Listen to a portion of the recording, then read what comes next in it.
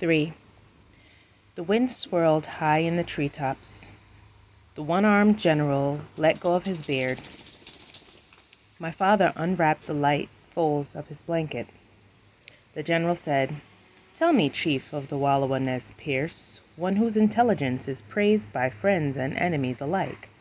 Tell me, do you believe that I have spoken to you before, and speak to you now with two tongues?" "With one tongue only," my father said, "and I too speak with one tongue. Believe me when I say that we do not wish to move to Lapwai." "I believe you, Chief Joseph, so you must believe me. I say to you and to your clan that you must leave Wallowa." My father thought hard. His mouth was closed tight and his hands were pressed across his chest. He glanced at the snowy peaks, at the blue lake, at the green meadows fading with the sun. "You do not understand that Wallowa is my home, and you do not understand why." The general was not listening. He said something to one of his soldiers who smiled, but my father did not notice. I noticed and held my breath in fear. "We had lived on this earth for 10 snows," my father said. "In this beautiful place that surrounds us, I climbed that mountain." He paused and pointed up to the mountain with both hands open. "High up, where I could look beyond in all directions, I made a bed on a stone. I had no water and no food. I closed my eyes. I put a pebble in my nose and a pebble in each ear to keep me awake. I floated far beyond the sky, far beyond this world. 5 suns I lay there, my stomach on the cold stone, my mouth burning with thirst. I began to wonder how many suns would rise before my guardian spirit came and spoke to me." The general still was not listening. My father went on. He was talking more to himself than to the general. "I wondered if my guardian spirit would come, if he would leave me nameless and alone because I was unworthy of being a man. Then without a sound, out of a quiet night he came. I could not see him. Whether he was young or old I cannot say, but I clearly heard him speak a name. I climbed down happy from the snow mountain. Other young men, my friends, had also gone up to the sacred place where we were given names. We chanted our names until the moon went down and the sun came up. I have many names, but Thunder Rolling in the Mountain is the name that binds me forever to this land of the wandering waters." "I'm tired of talk," the general said. "I've heard enough talk. You and your people will leave Wallowa before 30 suns come and go."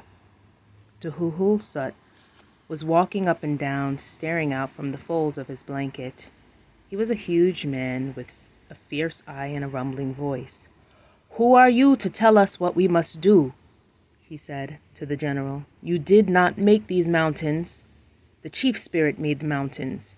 He made the streams and meadows, the trees, the grass, the beasts that eat the grass, and the birds that weave it into nests.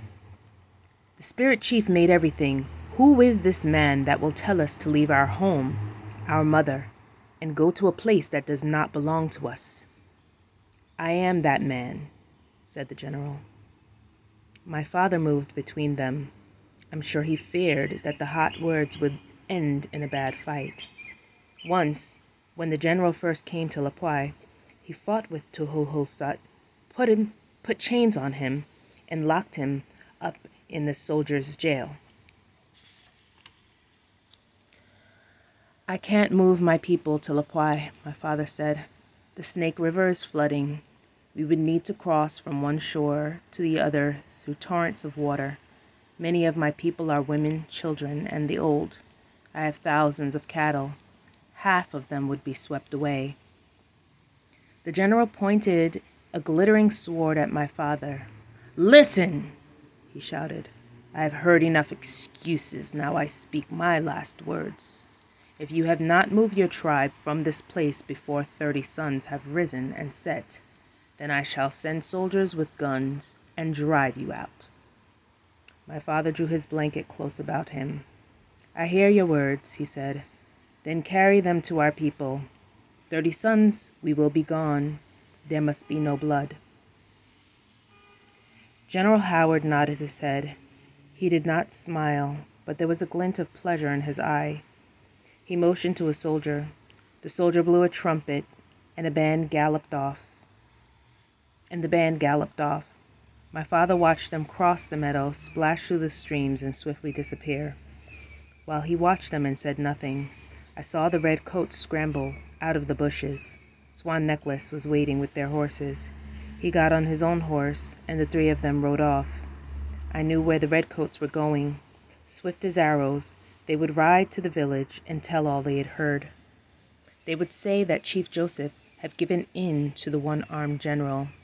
They would say that Tulhuhulsut had stood up to the general. Every word he had said would be said again.